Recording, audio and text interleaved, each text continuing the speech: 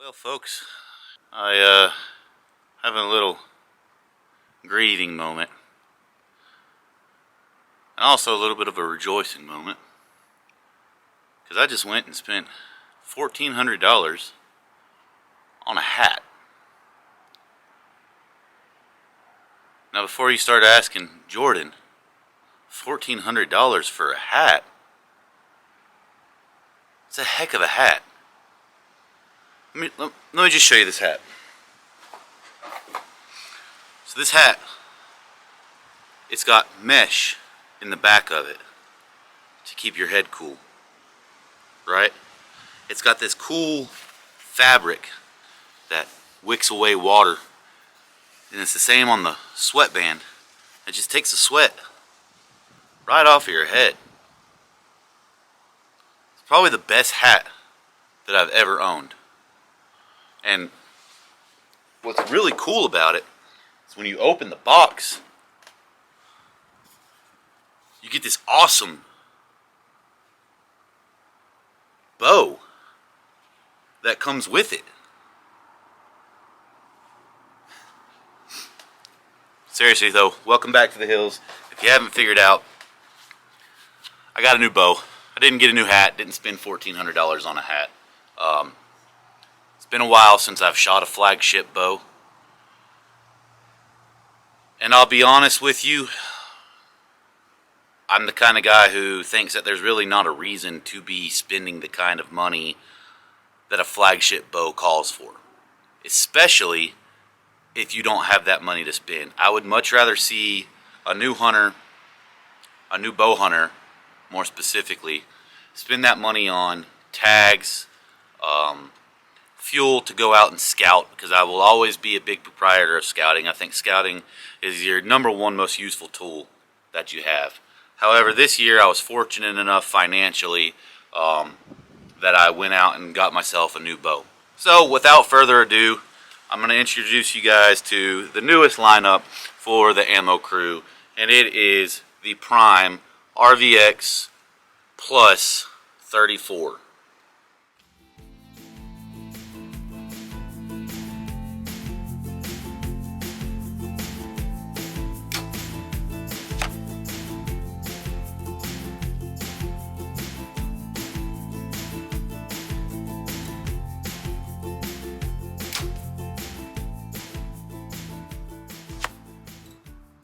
Bought this bow on February 8th. It is now February 24th.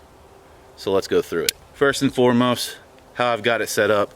I'm running the Spot Hog Fast Daddy single pin. I typically run a 5-pin, but I went to a single pin this year just because I want to get the clutter out of my eye. I'm going back to a single pin. Might kick me in the butt later, but if it does, I have a 5-pin on standby.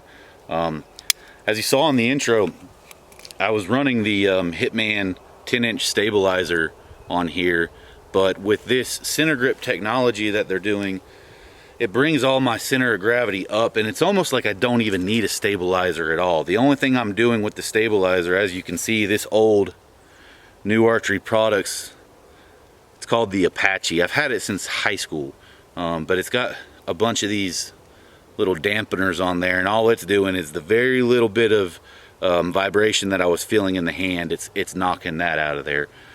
Which brings me to the center grip technology. I'm still amazed at how much I like it. My eye hated it. I won't lie about that. My eye did not like the way that it looked. But now that I've actually held it and shot it, it just dies after you shoot the bow. And what I mean by that is after the arrow comes off my string, the bow does not want to go anywhere.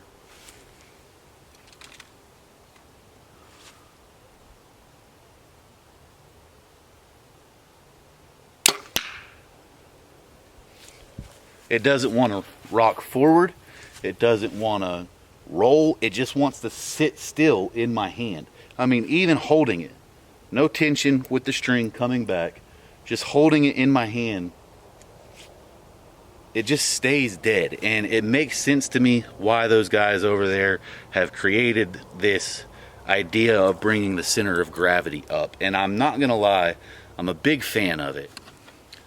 So even though this is the RVX Plus, I have limbs from the RVX on here. I wanted to go with 80-pound limbs, and my bow shop hooked me up with some older ones to save me a little bit of money. I don't think they made many changes. I could be wrong on that. If you know, let me know down in the comments below. But regardless, we have 80-pound limbs on here, which brings us up to the cams. So I'm not a bow junkie, I'm not a bow nerd, I don't know much about tuning and fixing and all that good fun stuff, and I'm probably never going to get into it, to be honest with you. I just want to be able to put an arrow into the wheelhouse. But regardless, these have the core cams with the quick shift technology in it. Basically that means it's really easy to tune from a bow shop standpoint. It took us 2 shots and I had bullet holes in the paper to get paper tuned. So first shot, he made 1 adjustment, boom, I was dead on. It was great. But if you're like me and you don't care about all that fancy stuff, the biggest thing that I love about these cams is how smooth they are. So like I said, these are 80-pound limbs on here, and we've got them cranked all the way down. I think it's pulling around 81 pounds. But when I pull it back, it feels almost identical to my 68-pound bear that I have right in my house. And I know that because I've shot them side by side. When it comes back, it locks in. I'm used to cable stops,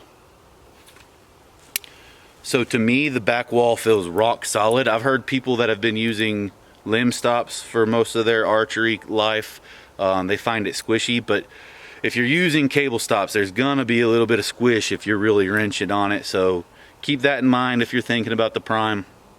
I love it. It's the same weight the entire time. You don't have that big lurch at the front. You come right through it. And then as soon as it gets to the back wall, it rolls over and you're there. And it's not a dump, it's just boom, and you're in it. And once you come through your draw and get it back in there, it just holds. There's no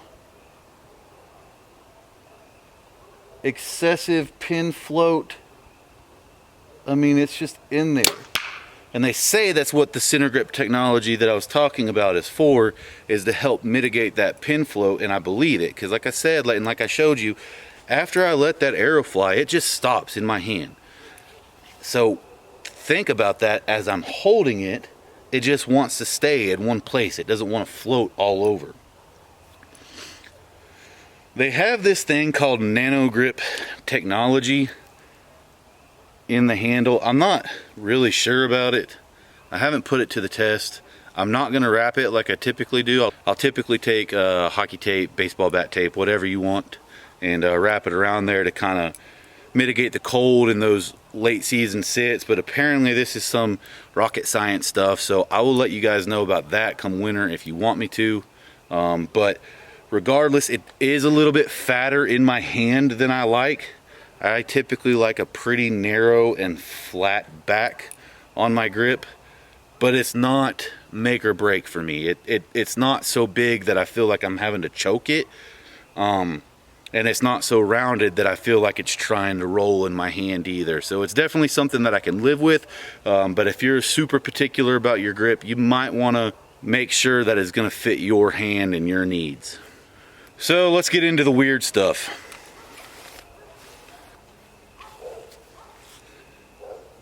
If you look this bow straight on the bottom of the riser, it has this swoop in there.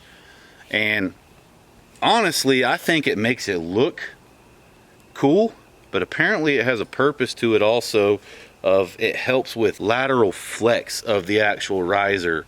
That's what Prime says that it does, and if you go and watch MFJJ from Podium Archery, he explains that he uses proper words and talks about how it keeps it stiff and makes it not want to wobble and shoot. But I couldn't tell you if it makes a difference or not, because I've never shot a bow with center grip technology without it. So I've never had to have my anchor point up so high. I've never felt the difference in flex. That's for all the gurus that are shooting 120 yards and everything matters. We're talking, I'm shooting whitetail 40 and in. So to me, it's just really aesthetically pleasing. Going on to some other cool features that I brought in with this bow is the actual quiver that you see here. And if you've noticed, I've been shooting with it on, and I plan to leave it on simply because of how low profile it is. I can take it off, and this is an actual specific to Prime bow. They put a little rib on the back of the riser that mounts up with this quiver, and you just snap it on. It's a tight spot variant. For the life of me, I can never remember the name of it. If you're buying a Prime bow from a Prime dealer, they're gonna have it, or at least have access to get them. If you're a quiver guy, a one-piece guy, I really suggest this quiver. It's really cool, but I mean, just look how tight it is. It's so streamlined. It sits behind the actual yardage knob on my sight. So I'm gonna leave it on there and run it like it is. Then I've got a QAD HDX drop away rest on there, and that's about all there is fancy to the bow that I have done. I've sent probably close to 200 arrows out of this thing. I haven't been shooting it a lot because I've been spending a lot of time on trad this year, but so far I haven't noticed the string trying to flex out or anything like that. It basically, the way I got it out of the box is the way it's been sitting the whole time. It hasn't been giving me any break-in issues or anything of that nature. And another great feature about Prime, if you're like me and you're like, man, I really don't want to spend that much money on a flagship bow, there's got to be something in it for me. Well, Prime offers free strings for life on their bow, which I believe is every 2 years. You basically just shoot them an email and say, hey, it's my 2-year mark, I'm ready for a new set of strings, and they take care of you for as long as you own the bow. So as long as I, don't mess up my riser and things of that nature, I don't have to put anything else money-wise into this bow. Now on to the things that everyone cares about. Speed, quietness, and dead in hand. Speed. There's definitely faster on the market, especially with 80-pound limbs. For what I do, I will never need faster than what I'm getting. I mean, these 80-pound limbs, I've probably got about a 450 grain arrow. I haven't measured anything because I don't really care, but I've probably got about a 450 grain arrow, and I'd say I'm pushing it close to 300 feet per second, easy, with these 80-pound limbs on there. If you had 70-pound limbs, you're probably talking 290, something of that nature. Volume. So how quiet this bow was actually the first thing that I noticed after the draw cycle.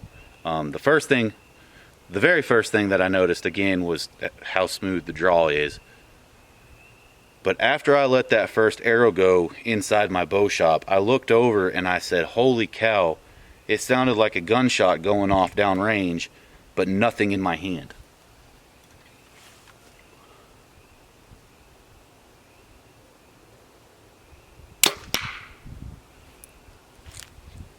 You can just barely hear when it hits the string stop in my face. I'm actually hearing more of my release than I am of the bow in my shot process.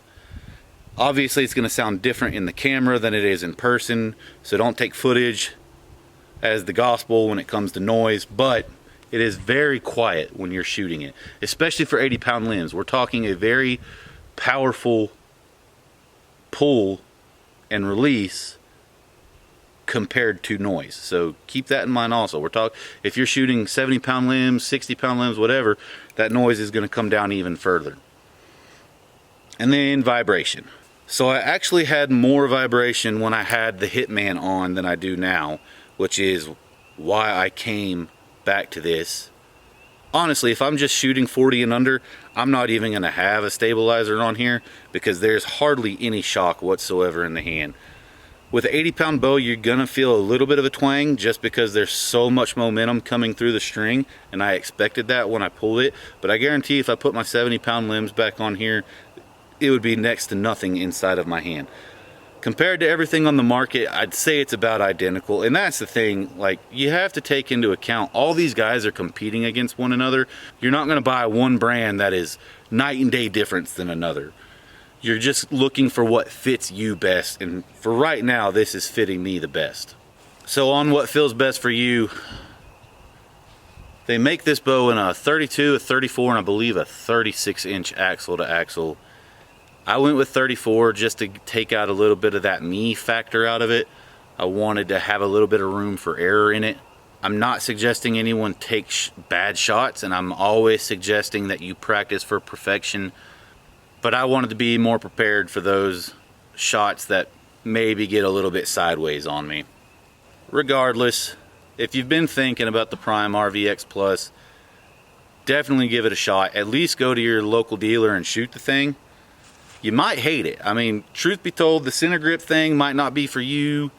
The smooth over fast might not be for you, but for me and the way I like to hunt, the way I like to shoot a bow, this so far has been the absolute heaven-sent bow that I've been looking for, and Prime knocked it out of the park, at least as far as I'm concerned. If you have any questions about the bow, or you want to see me do anything with it other than destroy it, please feel free to comment down below. I would love to know what your concerns are. And I'll probably bring you another review around summertime just to kind of let you know how I'm feeling about it after I have a few thousand arrows out of it. But until then, please feel free to ask whatever questions you may have about it. Hope you guys got something useful out of it. Like I said, I'm not a bow junkie.